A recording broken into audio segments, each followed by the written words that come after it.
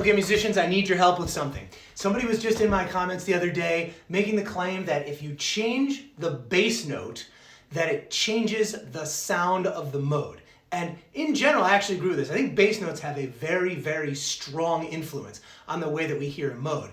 But the claim that they were making was a little even stronger than that. They were saying that if you play a scale, but change the bass note, that scale no longer is the mode automatically. I do think that this is sometimes true, but I don't think it's always true. I think the situation is a little more nuanced than that. So I want to try a little experiment, and you're going to help me out, okay? I'm going to play here a G on the piano in the bass, octaves G. These are both G notes. And I'm going to play a scale up top here, okay? So.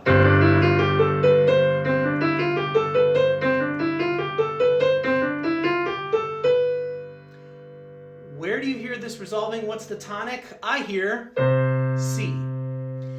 So the scale that I played was a C major scale, and I had a G in the bass. So under this argument of the strength of the bass note changing the mode, we should have heard that as the Mixolydian mode. We should have heard the resolving tone, or the tonic note, as G, thus putting us in G Mixolydian. But I pretty clearly hear the tonic in that situation as C. I hear it as being in C major. Now, can you rearrange the notes of C major in such a way that you hear it in G Mixolydian? Absolutely.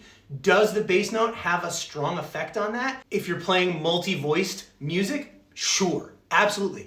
But it doesn't mean that that's always the case. And this commenter was even going further as to make the claim that therefore there should not be other modes, that there are no other scales other than the major scale, because all you need to do is change the bass note and that changes the mode for you, that the mode is just a sound.